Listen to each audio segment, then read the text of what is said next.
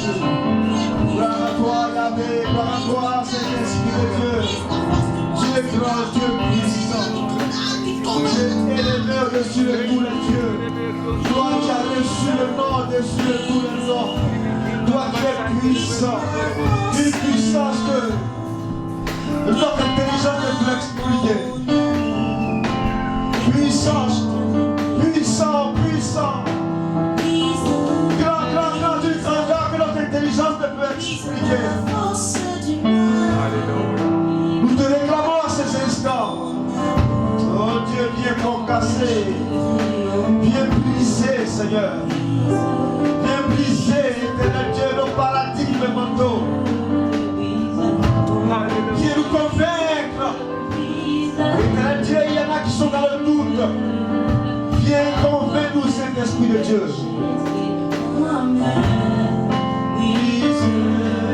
Est-ce qu'on peut chanter ce cantique comme ça? Est-ce qu'on peut chanter ce cantique avec vie?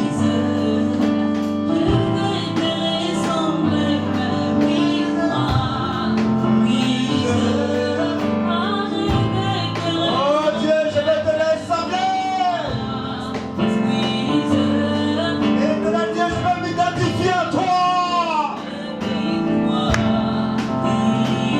Brise à moi la puissance de mon raisonnement. Brise à moi la force du moi.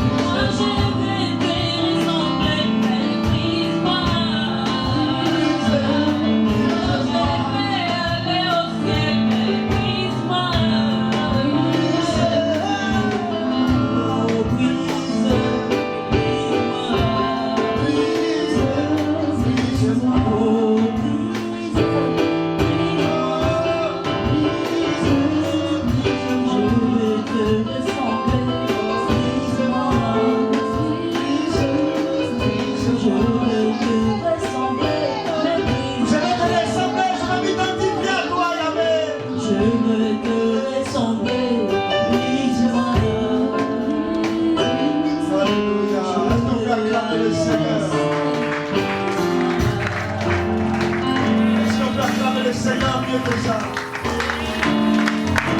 Est-ce qu'on peut acclamer le Seigneur mieux que ça?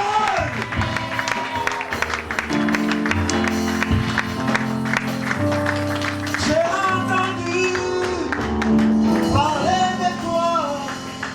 Aujourd'hui, je veux te voir.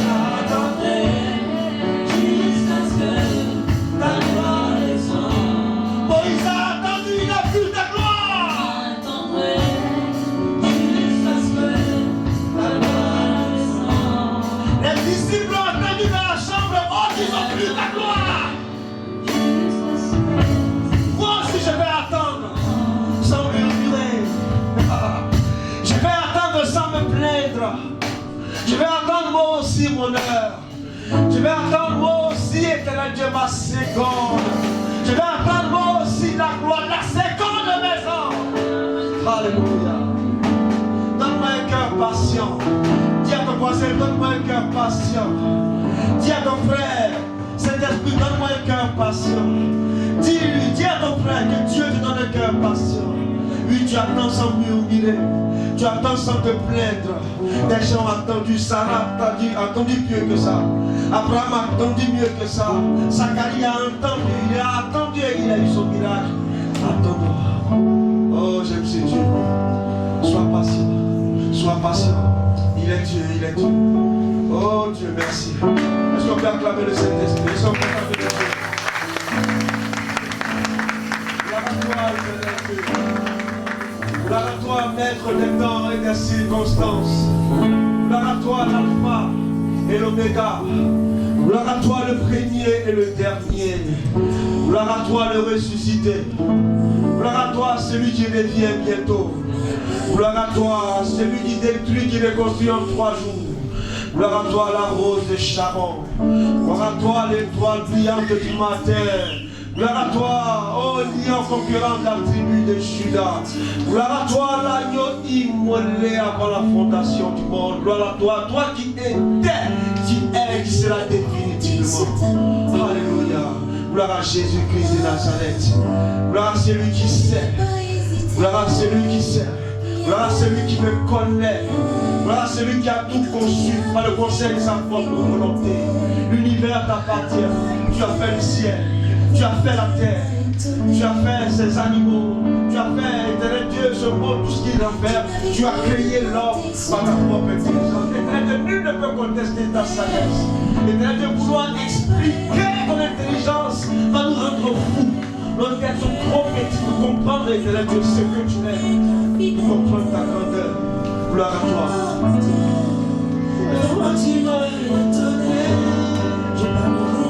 Je parlerai de ta bonté. Je parlerai de ta bonté.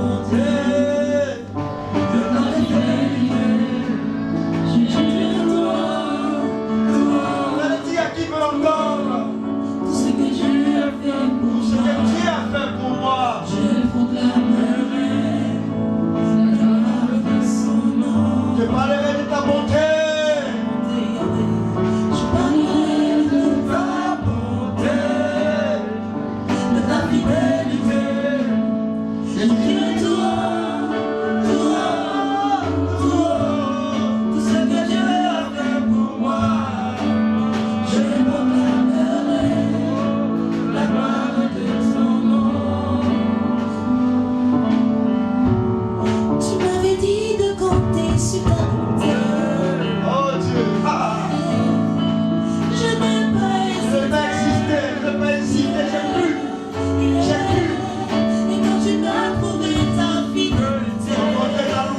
Seigneur, vraiment tu m'as étonné. J'ai pensé que tu étais un homme, mais tu n'es pas un homme pour mentir. Oh, de ta fidélité. Moi je dirai toi, ce que Dieu a fait pour moi. Je proclamerai la gloire de ton nom.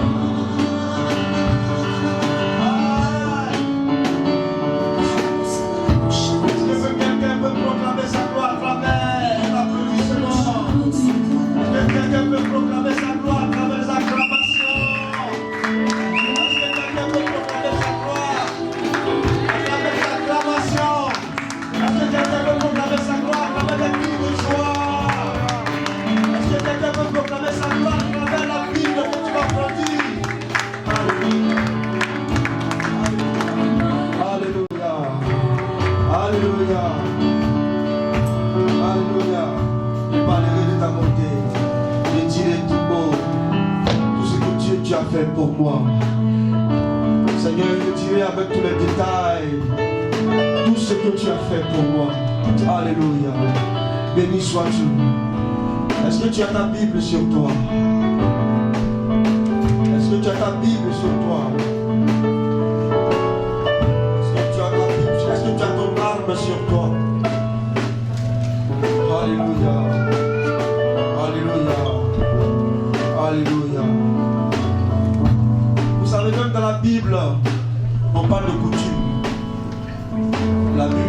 Jésus, comme dans son accoutumée, il allait adorer ici.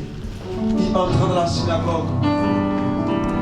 Je pense que nous aussi, on a nos coutumes. Nous n'allons pas à chaque fois répéter tenez-vous debout. Parce que nous allons lire la parole. Moi, je pense que quand on parle de coutume, on parle d'habitude. On parle des choses qu'on a l'habitude de faire. Alléluia. Alléluia. Que le nom du Seigneur soit élevé. Nous allons prendre notre Bible dans le livre de Matthieu. Dans le livre de Matthieu 3, versets 1 à 8. Matthieu 4, verset 17. Et voilà. Matthieu chapitre 4, verset 17 et Matthieu 23. Chapitre 23, verset 23 au verset 33. Je reprends. Matthieu chapitre 3, verset 1 à 8. Matthieu chapitre 4, verset 17. Matthieu chapitre 23, verset 23 à 33. Nous aurons 3 portions de lecture. Alléluia. Matthieu, c'est dans le Nouveau Testament. C'est dans le Nouveau Testament. Voilà, c'est pratiquement le premier évangile. Quelqu'un a trouvé Matthieu? On le confond avec Marc. C'est peut-être un disciple, mais c'est pas. Quelqu'un a trouvé Matthieu? Est-ce qu'on peut démarrer? La sœur Chloé va nous gratifier d'une lecture audible et intelligible. Alléluia, on est prêt, on peut démarrer, tout le monde est debout, tout le monde est prêt. Go, c'est parti. Je lis la parole du Seigneur. Amen. Lorsqu'on dit je lis la parole au nom du Seigneur, on répond tous Amen. Le mystère de Jean-Baptiste. À cette époque-là parut Jean-Baptiste qui prêchait dans le désert de Judée. Il disait « Changez d'attitude car le royaume des cieux est proche ». Jean est celui que le prophète Ésaïe avait annoncé lorsqu'il a dit « C'est la voix de celui qui crie dans le désert. Préparez le chemin du Seigneur, rendez ses sentiers droits. » Jean portait un vêtement de poil de chameau et une ceinture de cuir autour de la taille. Il se nourrissait de sauterelles et de miel sauvage. Les habitants de Jérusalem, de toute la Judée et de toute la région du Jourdain se rendaient vers lui. Reconnaissant publiquement leurs péchés, ils se faisaient baptiser par lui dans les eaux du Jourdain. Cependant, quand il vit beaucoup de pharisiens et de sadducéens venir se faire baptiser par lui, il leur dit « Race de vipères, qui vous a appris à fuir la colère à venir? Produisez donc du fruit qui confirme votre changement d'attitude. » Matthieu 4, verset 17. Dès ce moment, Jésus commença à prêcher et à dire « Changez d'attitude, car le royaume des cieux est proche. » Amen. Matthieu 23, verset 23. Lorsqu'elle dit changer l'attitude, j'aimerais apporter un rectificatif. C'est pareil, dans d'autres versions, vous verrez, Jésus dit répentez-vous. Voilà. Matthieu 23, verset 23 à 33. Malheur à vous, spécialistes de la loi et pharisiens hypocrites, parce que vous versez la dîme de la menthe, de l'aneth et du cumin, et que vous laissez ce qu'il y a de plus important dans la loi, la justice, la bonté et la fidélité. C'est cela qu'il fallait pratiquer sans négliger le reste. Alléluia. Conducteurs aveugles, vous filtrez vos boissons pour éliminer le moucheron, mais vous avalez le chameau. Malheur à vous, spécialistes de la loi et pharisiens hypocrites, parce que vous nettoyez l'extérieur de la coupe et du plat, alors qu'à l'intérieur, ils sont pleins du produit de vos vols et de vos excès. Pharisiens aveugles, nettoie d'abord l'intérieur de la coupe du plat, afin que l'extérieur aussi devienne pur. Malheur à vous, spécialistes de la loi et pharisiens hypocrites, parce que vous ressemblez à des tombeaux blanchis qui paraissent beaux de l'extérieur et qui, à l'intérieur, sont pleins d'ossements de mort et de toutes sortes d'impuretés. Vous de même, de l'extérieur, vous paraissez juste aux hommes, mais à l'intérieur, vous êtes pleins d'hypocrisie et d'injustice. Malheur à vous, spécialistes de la loi et pharisiens hypocrites, parce que vous construisez les tombeaux des prophètes et que vous découvrez les tombes des justes, et vous dites, si nous avions vécu à l'époque de nos ancêtres, nous ne nous serions pas joints à eux pour verser le sang des prophètes. Vous témoignez ainsi contre vous-même et que vous êtes les descendants de ceux qui ont tué les prophètes. Amen. Portez donc à son comble la mesure de vos ancêtres. Serpents, race de vipères, comment échapperez-vous au jugement de l'enfer? Merci. Que Dieu bénisse sa parole. Est-ce qu'on peut acclamer cette belle lecture? Alléluia. Les versions sont peut-être différentes, mais voilà, la parole de Dieu reste la parole de Dieu. Voilà. Donc c'est pratiquement les mêmes choses, mais qui sont dites de façon différente. Je vais vous saluer de toute votre opposition. Je veux dire merci à Dieu pour vos vies. Voilà, je vais bénir le nom du Seigneur pour ce moment qu'il permet. Voilà, je pense que sans vous, ce moment des prières n'aurait pas lieu parce que cette expression qui dit il parle dans le désert, il prêche dans le désert, aurait eu tout son sens. Parce que vous seriez peut-être absent. Mais Dieu nous fait grâce, vous êtes là. C'est pourquoi je veux vous renvoyer le respect. Applaudissez pour vous-même. Que Dieu vous bénisse. Que Dieu se souvienne de vous. Et puis, je sais qu'avec Dieu, il n'y a pas de hasard. Si Dieu a voulu que tu sois là aujourd'hui, c'est peut-être parce que tu entends particulièrement ce message. Donc, prends ce message-là pour toi. Parce qu'il y en a peut-être qui ont peut-être bataillé, qui ont fourni toutes sortes d'efforts pour être là, mais n'ont pas pu être là. Voilà, pour des raisons diverses. Donc si tu es là, prends vraiment ta part comme Dieu qui te dit, ainsi parle l'Éternel. Alléluia. Alléluia. Donc sois béni depuis ta position. Sois béni depuis ta position. Je veux dire bonne fête à toutes les mères. Voilà, en ce jour des fêtes des mères. Voilà, je veux bénir la vie de toutes ces femmes qui avec brio, voilà, assument ce poste, qui avec brio vraiment assume ses responsabilités. Moi je pense qu'au-delà des mots, au-delà des statuts, voilà, être une mère, c'est une profession. Voilà, c'est une profession. Et pour la plupart, elles l'assument. Même les mères en puissance, qui ne sont pas encore mères, n'empêche que tu as la destinée de quelqu'un enterré d'ici 5 ans, d'ici 10 ans. Parce que ici, Dieu m'a dit, personne n'est stérile, personne ne sera stérile. Amen. Parce que dans la maison de Dieu, la stérilité n'a pas sa place. Au nom puissant de Jésus, s'il fait enfanter les biches, c'est pas nous qui ne pourra pas faire, qui ne donnera pas la grâce de vraiment connaître, attraper un enfant dans sa main. Mais bénis vos vies, bonne fête des mères à toutes les mères du temps de la parole. Acclamez pour les papas, acclamez pour les mères. Les papas, acclamez pour les mères. Les papas, les gars d'une mère, une bonne fête. Les gars d'une mère, même si la 5 ans, ça avait gagné pour une bonne fête. Même si la 6 ans, pour une bonne fête des mères. Amen ou pas amen? Voilà, c'est très important. C'est très important. Alléluia. Saint-Esprit de Dieu, merci pour ces instants que tu permets. Père, tu as la parole. Si toi tu ne parles pas, moi je n'ai rien à dire. Utilise-moi comme tu ne l'as jamais fait. Parle à travers moi. Convainc quelqu'un au nom puissant de Jésus. Amen. Amen. Et amen. Le thème du mois, on le sait tous, c'est répondez-vous. Ce n'est pas moi qui le dis, c'est le thème du mois. Voilà.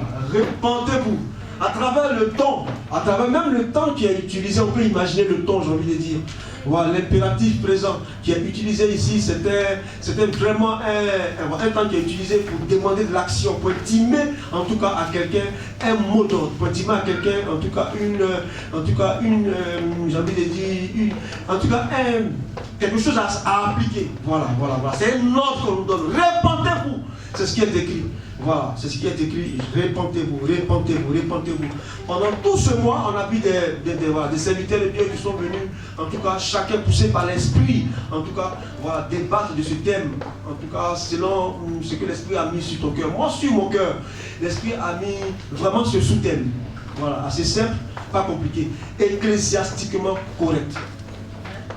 Le thème de mon message, mon sous-thème, c'est ecclésiastiquement correct. Ecclésiastiquement correct. Quand on dit ecclésiaste c'est l'église. Voilà, donc quand on dit ecclésiastiquement, c'est ce qui ramène à l'église. Voilà, donc quand on dit ecclésiastiquement correct, c'est assez simple, de façon littérale, on dit là, c'est ce qui est correct selon l'église. On est d'accord, voilà. Je n'irai pas plus loin parce que à travers mon déroulement, je pense que plus ou moins, on pourra comprendre. Lorsqu'on dit répentez-vous, voilà, ecclésiastiquement correct, voilà. Lorsqu'on dit répentez-vous, pour les lecteurs de la Bible, pour les habitués à la lecture de la Bible, on pense directement à un monsieur. Voilà, peut-être on a envie de l'appeler monsieur, répentez-vous, parce que c'est à travers ça qu'on l'identifie, c'est à travers ça. Un monsieur qu'on appelle Jean-Baptiste. Voilà, c'était son thème, c'était vraiment une de ses expressions, c'était vraiment son concept. Répentez-vous, et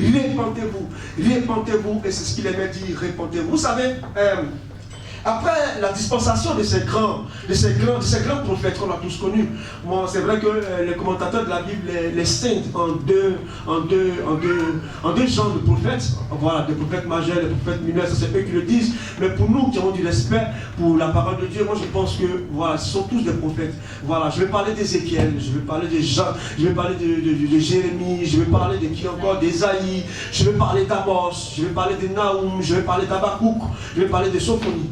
Voilà, je vais parler de Sophonie, je vais parler d'Amos, de Joël, de Jonas, voilà, jusqu'à Malachie qui est pratiquement Osée, voilà, Osée, jusqu'à Malachie qui est pratiquement le Agé, voilà, jusqu'à Malachie qui est pratiquement le dernier des prophètes. Vous avez remarqué, voilà, Dieu passait par des gens, Dieu passait par des prophètes pour faire entendre sa voix. Dans la conception, de la pédagogie de Dieu, voilà, ça veut dire qu'il a son peuple auquel, voilà, qui lui appartient, et puis ce peuple-là marche en fonction de lui, ses instructions. Voilà, il n'y avait pas d'histoire de roi, tout ça, voilà. C'est vraiment à travers l'ainsi dit l'Éternel que le peuple d'Israël marchait. Mais malgré cela, le peuple d'Israël a vu les prouesses de Dieu, le peuple d'Israël a vu vraiment Dieu dans toute sa manifestation. Mais ça n'a pas empêché ce peuple-là de rentrer dans l'idolâtrie, de rentrer dans le péché, d'envoyer des dieux étrangers dans la coutume des Israélites. Et Dieu étant fâché, comme un père qui est fâché, envers son fils, envers son enfant, et qui est fatigué de parler et qui ne parle plus. C'est pourquoi après Malachie, vous allez voir que Dieu ne parlera plus. Dieu va se taire. Je vais dire à quelqu'un dans la vie, je vais dire dans ta vie, dans la vie dans laquelle nous sommes, il y a des moments où Dieu, tellement il est déçu, il ne parle plus. Tu ne comprends pas, tu pries, tu jeûnes, tu fais tout ce que tu veux, mais Dieu ne parle pas. Il y a des moments comme ça dans la vie. Même le peuple d'Israël, qui est le peuple élu par Dieu, il y a des moments où Dieu s'est tué. Pendant 400 ans, pendant 4 siècles, Dieu ne parlait pas. C'est pendant cette période-là, comme dans leur coutume, ils ont toujours cette soif-là de lire la Torah, de lire la parole de Dieu. C'est dans cette période-là que nous allons voir la floraison de ces nouveaux guides religieux, de ces nouveaux leaders. Voilà, leaders religieux, d'où les pharisiens, les sanhédrins, les scribes, les docteurs de la loi. Voilà, c'est pratiquement dans cette période-là qu'eux vont apparaître. Donc c'est eux qui vont coacher, c'est eux qui vont guider, c'est eux qui vont vraiment orienter le peuple de Dieu. Voilà, c'est à travers eux qu'on écoutait la parole de Dieu, c'est à travers eux qu'on pouvait avoir l'interprétation de la parole de Dieu, c'est à travers eux. Mais malgré cela, si vous avez remarqué, pour ceux qui regardent, même moi j'aime bien les bandes dessinées, voilà, ça m'inspire dans mes prédications, pour ceux qui regardent bien, voilà, qui suivent, qui aiment bien lire la Bible, vous allez voir que le peuple d'Israël, malgré qu'ils étaient là, malgré même eux-mêmes les docteurs de la loi, ils se rappelaient toujours des prophéties que les anciens prophètes avaient dit. Voilà, ils ont dit que non, il y a un Messie qui allait venir. Donc ils le disaient toujours, il paraît qu'il y a un Messie qui allait venir. Il paraît qu'il y a quelqu'un qui allait venir annoncer un Messie. Il paraît qu'il y a quelqu'un qui allait opérer dans la puissance d'Élie. Il paraît qu'Élie allait ressusciter. C'est en cela que le message de Jean-Baptiste, voilà, troublait un peu tout le monde. Parce qu'il avait un message assez poignant. La Bible dit qu'il prêchait dans le désert. Voilà, moi au départ je pensais qu'il parlait devant des gens qui ne l'écoutaient pas. Mais après tu vas pas comprendre que sûrement son message était tellement poignant. Son message était tellement différent des autres que sûrement, j'ai envie de dire, peut-être si c'était en cette période-là, peut-être qu'il créait l'embouteillage. Il créait l'embouteillage sûrement dans la ville. Donc il se retirait dans le désert et les gens partaient là-bas dans le désert pour l'écouter. Voilà, même ceux qui n'aimaient pas, il y a des moments, il y a des moments des gens dans la foule, c'est pas tous ceux qui t'aiment qui sont là, il y en a qui t'aiment pas, il y en a qui sont là par curiosité, il y en a qui sont venus voir ce que tu vas dire, il y en a qui sont venus voir qu'est-ce que tu dis de bon, il y a des gens comme ça, et les gens se déplaçaient pour aller le voir dans le désert. Alléluia. Est-ce que jusque là ça va? Alléluia, est-ce que jusque-là ça va?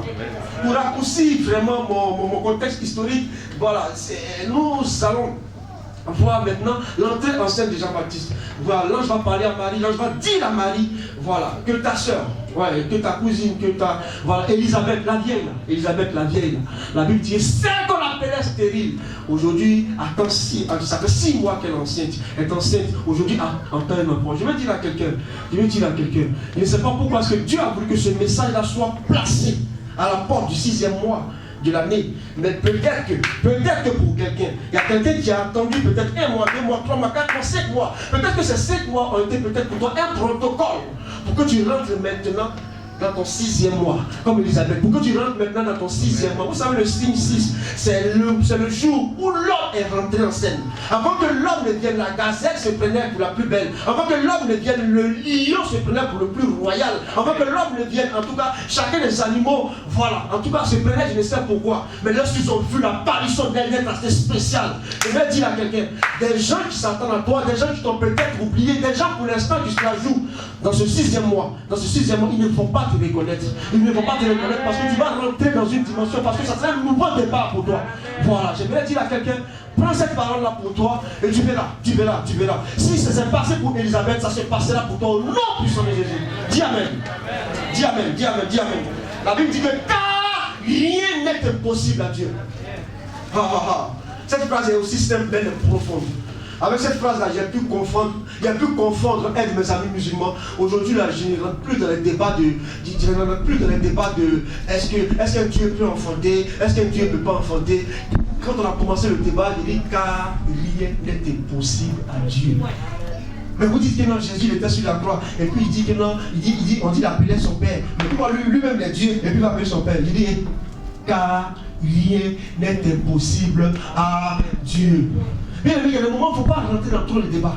Il y a des moments où, voilà, rien n'est impossible à Dieu. C'est pour ça qu'il est Dieu. Voilà, si toi ton Dieu, il y a des choses qu'il peut, il y a des choses qu'il ne peut pas. Moi, mon Dieu, là, rien n'est impossible à. Rien n'est impossible à. Amen ou pas amen? Alléluia. Alors Jean-Baptiste, un personnage assez atypique. Atypique par sa façon même de se vêtir. La Bible dit qu'il utilisait des peaux d'animaux, voilà, pour se vêtir. Atypique dans sa façon même de se nourrir. Voilà, il était végétarien, il mangeait des miels, des criquets, des trucs de ce genre. Il était quand même assez spécial. Mais ce qui nous intéresse ici, c'était son message. Voilà, il avait un message assez spécial. Il avait quand même une rhétorique spéciale. Il avait une thématique assez différente de ce qu'on a l'habitude d'entendre. Vous savez, lorsque. Souvent, c'est pas parce que tu ne dis pas ce que tout le monde dit que tu es dans le faux. Souvent, c'est pas parce que tu ne parles pas comme les autres que tu es dans l'erreur.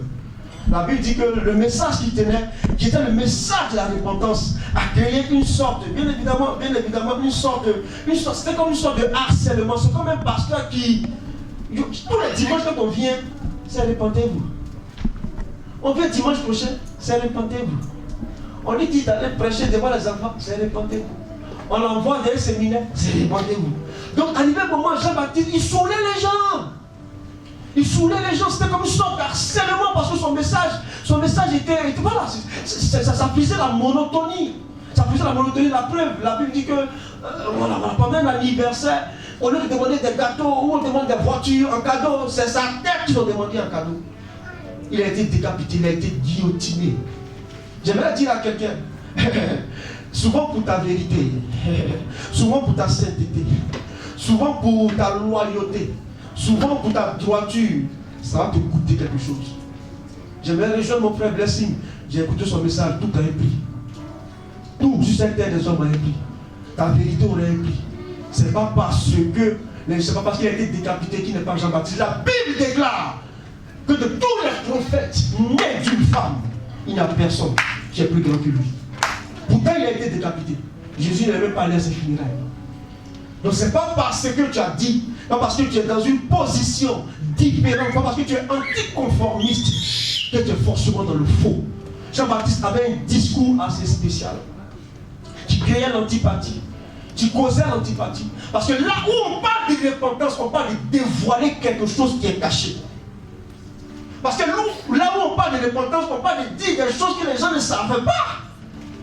Là où on parle de repentance, on parle On peut se démasquer. On peut perdre l'estime. On peut perdre l'estime des gens qui nous regardent. Mais qu'est-ce qu'ils vont dire s'ils savent que moi j'ai fait ça? Mais qu'est-ce qu'ils vont dire s'ils savent que moi je suis dans ça? On me respecte à l'église. Les gens me respectent. Du coup, l'homme préfère rester dans son... en tout cas, dans son attitude. Rester dans son péché. Aujourd'hui, la repentance, c'est un discours qui a été, j'ai envie de dire, proscrit de nos messages aujourd'hui.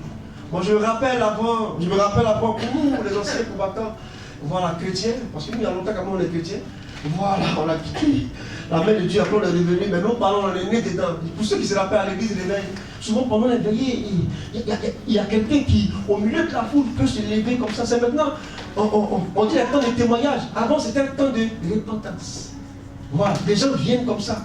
On a vu des cassettes que nos parents nous faisaient écouter. Parce que la femme venait rendre, elle venait expliquer. Ça dit que sa vie de sorcière, sa vie de sorcellerie, c'est digne des scénarios des films d'Hollywood.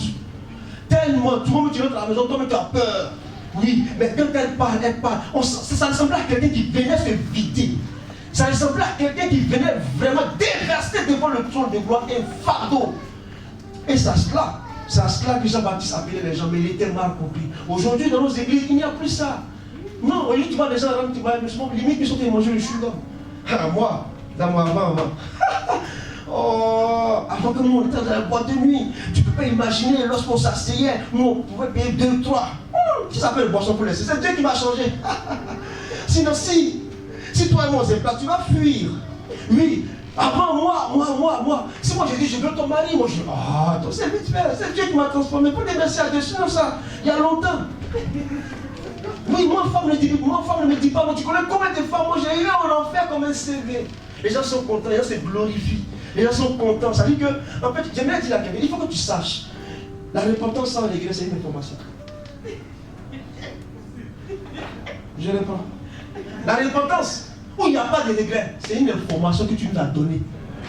Juste pour lui dire que si vous vous amusez avec moi, je vais vous montrer ce qu'il faisait avant. Amen ou pas amen? Parce que où on parle de repentance, il doit avoir des regrets.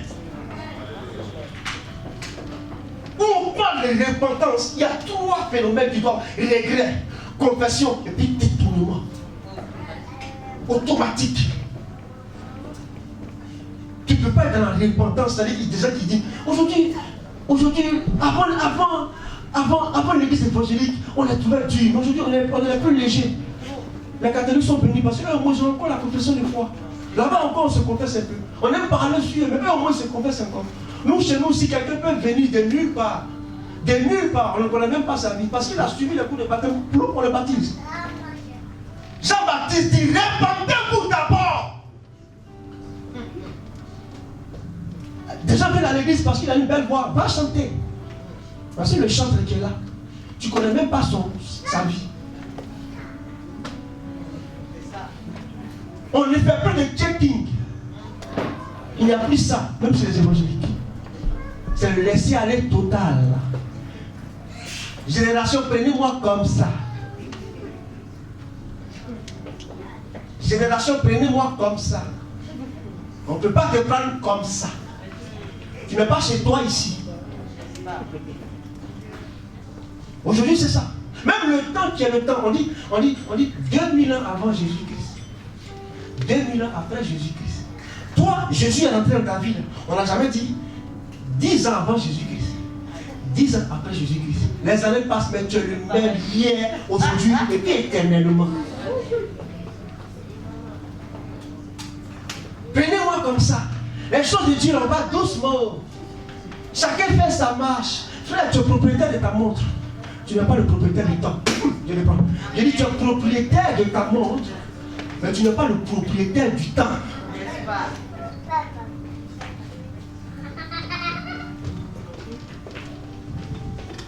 Je vais te parler comme Salomon. Je dis, j'ai un mal que j'ai vu sur le soleil.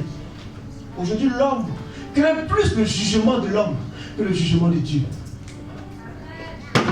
Aujourd'hui, l'homme craint plus le regard de l'homme que le regard de Dieu. Arrêtez de me juger. j'ai ma foi avec Dieu. C'est Dieu qui va me juger. Oh my God, oh my God, oh my God, oh my God. Seigneur, donne-nous la bonne compréhension.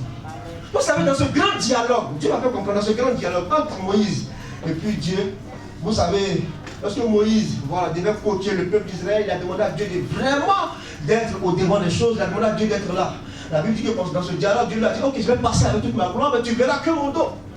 Voilà, parce que celui qui voit ma face, voilà, tu ne peux pas voir ma face et puis vivre. Mais Dieu m'a fait comprendre quelque chose de différent, parce que si nous allons au ciel, nous allons voir la face de Dieu.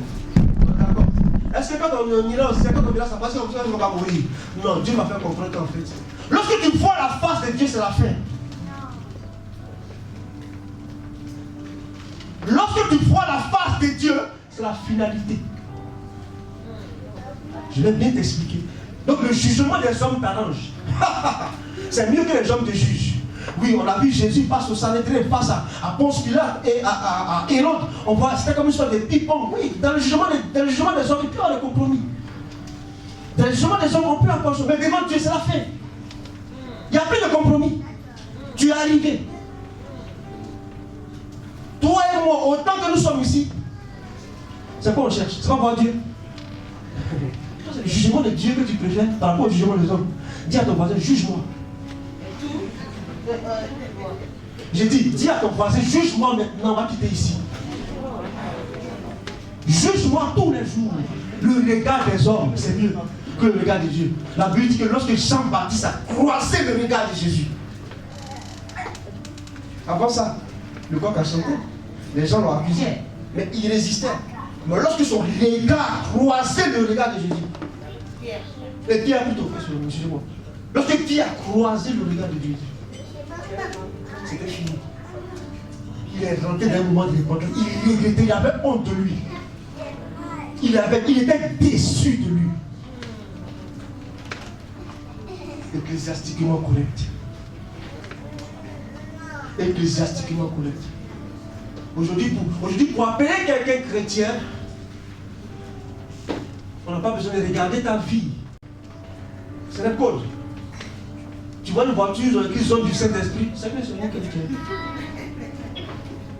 Tu rentres dans une maison où il y a une Bible sur la table, c'est que c'est des chrétiens.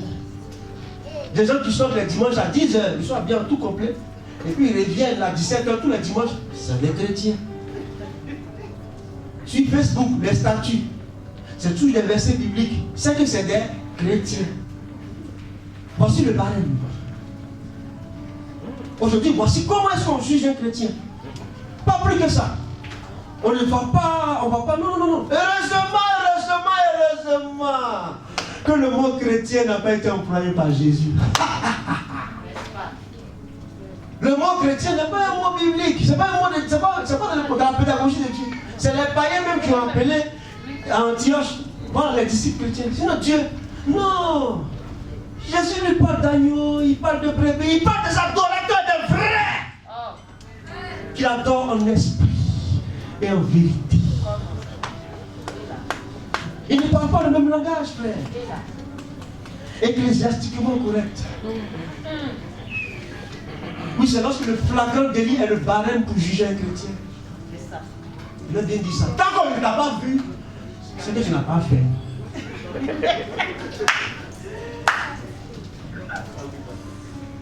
Tant qu'on ne t'a pas vu, c'est que tu es 3 fois.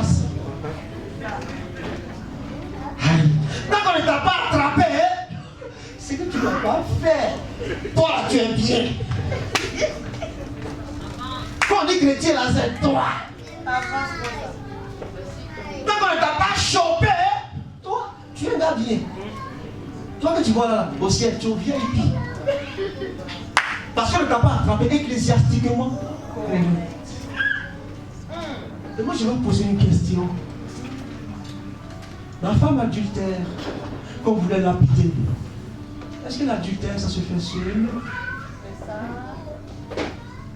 Est-ce qu'on commet l'adultère seul? Mais c'est elle qu'on lapidait, parce que c'est elle qu'ils ont attrapé. Mais le monsieur en question, je ne sais pas s'il est sorti très tôt de l'hôtel. Je ne sais pas comment est-ce qu'il s'est arrangé, mais lui, il ne l'a pas vu. Donc, plus, on ne l'a pas cité ici. Aujourd'hui, quand on parle de femme qui a commis l'adultère, c'est la femme, la pauvre femme, ça, elle comprend. C'est elle qu'on accuse. Et nos sociétés, c'est comme ça. Tant qu'on ne t'a pas vu, c'est que tu n'as rien fait. Mais quand on t'a vu, mais ce qu'on oublie, c'est qu'il y a deux jugements. Il y a le jugement des hommes. Et puis il y a le jugement de Dieu. Il y a le verdict des hommes. Et puis il y a le verdict de Dieu. Oui, ce monsieur, avec la femme qui perd, avec la femme adultère, lui on ne l'a pas attrapé. Lui donc devant les hommes, devant les Sanhédrins, il est quelqu'un de correct. Mais est-ce que devant Dieu il est correct? La Bible dit Géasi, pendant que tu étais là-bas, le Saint-Esprit, mon esprit était avec toi.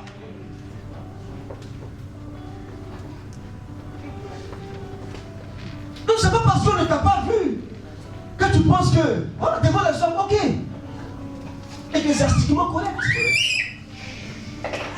Devant les hommes, il n'y a pas de problème. Mais devant Dieu.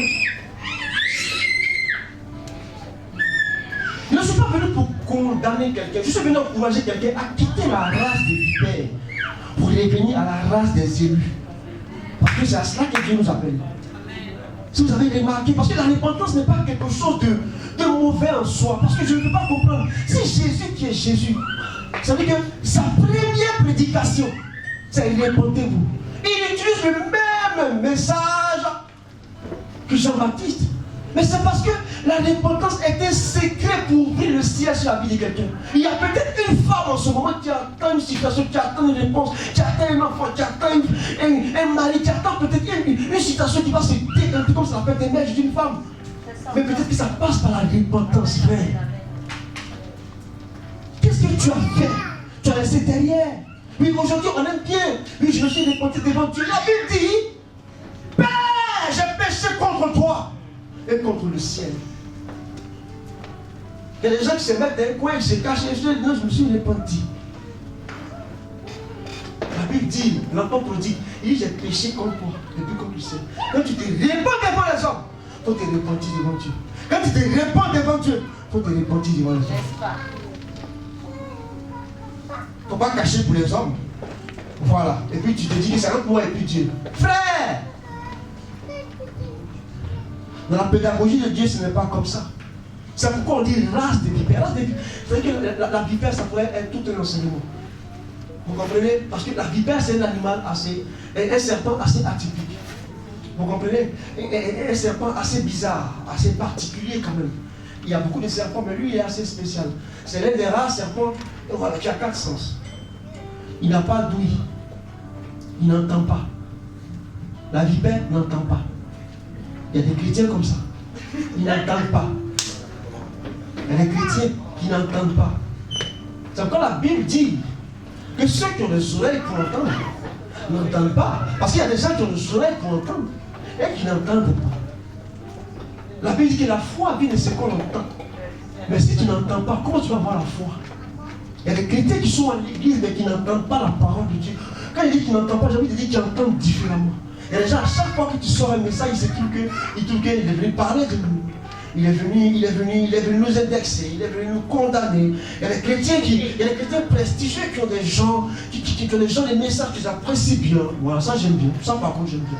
Voilà. Mais les messages qui trient, tu vois, les messages aujourd'hui passent au tamis. Tu vois, les gens trient aujourd'hui, il y a des messages qui veulent, des messages qui ne veulent pas. Bien aimé, ces gens de personnes n'entendent pas. Ils sont de la race des vipères, ils n'entendent pas. Ils n'ont pas l'ouïe, ils n'entendent pas. La vipère, comme tous les serpents, c'est vrai que les serpents muent, la vipère mue un peu trop. C'est-à-dire que 4 à 5 fois dans le mois, la vipère peut changer de peau. Je vous l'avais dit, même si le serpent change de peau, serpent, c'est serpent. Ça vous ramène à quelle attitude? L'hypocrisie. Il y a un mal que j'ai vu sur le soleil qui détruit l'église. L'hypocrisie. Les chrétiens changent de peau. Les chrétiens qui changent de peau. Les chrétiens qui peuvent prendre plusieurs postures. Oui, comme la vipère, tu vois que tous ces attributs, ça te ramène à l'hypocrisie. Sa langue est fourchue, comme ça. Comme les chrétiens qui ont 2 discours. C'est-à-dire dans sa bouche, c'est comme s'il avait 2 langues. Les chrétiens qui disent des choses ici et qui disent des choses différemment. C'est-à-dire qu'aujourd'hui, il te voit, demain, il te tutoie. Pourtant, tu es la même personne.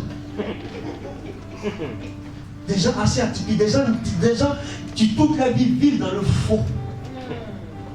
Donc devant toi, il paraît quelqu'un de vrai. L'hypocrite, ça fait peur, l'hypocrite. Moi, je pense que c'est un des stages pour entrer dans la sorcellerie. Parce que ton ennemi, tu le connais. Parce que ton l'hypocrite pour pouvoir vraiment te porter l'estockage pour quelqu'un qui est à côté de toi. Voilà. Il vient avec la forme d'ami. Lui, aujourd'hui, les chrétiens, quand on se voit, c'est ça, lui, mon cher. Sois béni, mon frère. Sois béni, mais après, on va critiquer le parfum de l'autre. Après, on va critiquer nos familles. Si Dieu pouvait rentrer dans les familles pour savoir ce que les gens disent des gens. Wouh! Des chrétiens. La bouche que Dieu t'a donnée pour adorer. Tu es dans le Congo, ça. Les gens ne sont pas vrais. À l'église, les gens ne sont pas vrais. L'hypocrisie, j'ai vu un mal sur le soleil, l'hypocrisie. On a des choses en nous, comme la vipère. Les serpents pondent des œufs. Et les serpents, ils pondent des œufs. La vipère, c'est le seul serpent, lui, pour lui. Les œufs, ça y est dans le ventre. Il garde ça dans son ventre jusqu'à ce que ça sorte. C'est comme ça, les chrétiens, comme ça, race des vipères. Ça y est, depuis qu'il est là, tu ne savais pas qu'il pensait ça de toi. Mais une petite occasion. Tu t'es dit que c'est quand même petit, c'est juste pour ça qu'il s'est énervé. Non, il y a longtemps, il avait ça dans son ventre. Où il t'embrassait là. Où il te disait sois béni là. Où tu l'envoyais chanter. Oh, je chanterai avec toute la voix, avec son cœur. L'hypocrisie. L'hypocrisie. Le jour de ton mariage, oh, ta robe est magnifique. Des hypocrites. Ta robe, oh, t'as vu sa robe? Oh, tu es toute belle. Après, on va les critiquer. Les nôtres, t'as vu son fond d'été. Moi, le jour de mon mariage, c'est pas ton mariage, Dieu. C'est pas ton mariage, là, ça dit. Parce que tu vas dans les cérémonies pour critiquer les gens. Et le bébé, il est mignon. Tu vas critiquer la tête du bébé. C'est pourquoi ton avortement, parce qu'il y a une chose que tu dis, et puis il y a une chose que tu penses. Entre ce que tu dis et ce que tu penses, il y a un boulevard. L'hypocrisie. Dieu a parlé des races des élus. Frère, revenons. Quittez la race des vipères. Revenons. Ce message-là, ce n'est pas pour te condamner. Ce message, c'est pas non. La repentance, ça engage tout le monde. C'est pourquoi moi je l'ai voulu à la place même de repenter, nous repentons-nous. Voilà, repentons-nous tous. Repentons-nous. Parce que c'est un préalable pour ouvrir le ciel sur toi. Si Jésus commence son discours par là, c'est parce que c'est par là qu'il faut commencer, mon frère. Jean-Baptiste insistait que les gens passent par la repentance avant même de se faire baptiser. Les chrétiens ne veulent même plus qu'on leur pose certaines questions. C'est ma vie privée. Des chrétiens qui ont des jardins secrets. Ça, c'est entre moi et mon Dieu. C'est ma vie privée. Des chrétiens qui ont la nature adamique. Parce qu'Adam, depuis qu'il a péché, il a appris à se camoufler. La Bible dit ça. Adam, où es-tu? Il y a des chrétiens comme la vipère qui a l'art de se camoufler, qui ont l'art de se camoufler, de se dissimuler entre les gens.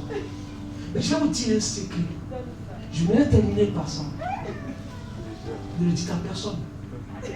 C'est un secret. Il faut le garder. Mais ça va vous sauver si vous en tenez compte. Je parle poussé par l'esprit. Le péché aime l'obscurité.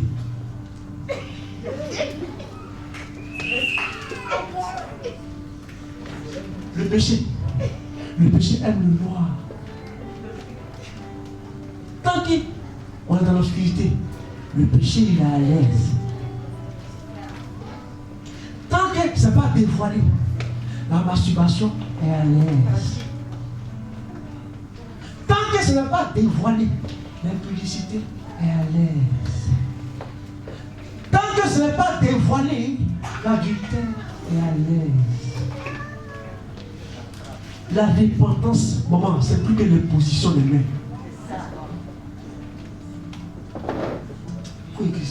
La repentance, c'est plus que l'imposition des mains. La Bible dit qu'il a dépouillé publiquement. Le diable n'aime pas qu'on l'expose. Je ne sais pas si quelqu'un comprend ce que je veux dire. Le diable n'aime pas qu'on l'expose. C'est pourquoi, au commencement, la terre était informe et vide. Et après, l'obscurité, ça ne le gênait pas. Quand Dieu a dit que la lumière soit, c'est comme si on réveillait. Et c'est comme ça le péché est. C'est très subtil. Ce qu'on appelle péché mignon. La Bible dit c'est les petits renards qui ravagent les champs de vignes. Les petits renards qui ravagent. Ravager, c'est un grand mot. C'est les petits renards. Ce que tu appelles péché mignon, c'est ce qui va te conduire à le faire. Je me rappelle à Dalois. Lorsqu'on est à Dalois, lorsque tu voles, je ne sais pas si pour vous aussi, je ne sais pas si c'est pareil chez vous, lorsque tu voles dans un supermarché, on peut dire ça. Lorsque tu voles dans un supermarché, je ne sais pas si vous l'appelez dans le cas chinois, c'est maintenant les gens sont tellement illumins, les gens te frappent, on te tue. Avant on ne te tuait pas. Hein? Non. Il y a un genre de farine. Qu'on met sur toi. On met 2 sacs sur toi. Tu vas te laver pendant 2 semaines. C'est sur toi. Toute la planète va savoir que toi tu es un voleur. Quand tu quittes dans ça, tu es délivré. Je dis le péché aime l'obscurité.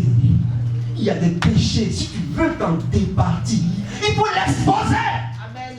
D'accord.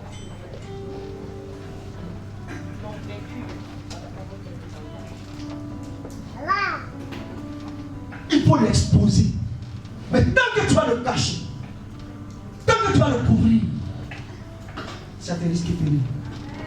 Ce message-là, à l'heure du 6e mois, ce message, c'est pour sonner la lampe. Ce message, c'est pas pour te condamner, c'est pas pour me condamner, c'est pas pour nous condamner, c'est pour nous interpeller à revenir à la base, qui est la repentance, à revenir à la base, qui est la lumière. Quitte la race des vipères, il rentre dans la race des vipères. La Bible déclare que celui qui retranche une parole à la parole de Dieu soit condamné. Que celui qui ajoute aussi soit condamné. Ainsi parle l'Éternel. Je l'ai fini. Que Dieu vous bénisse.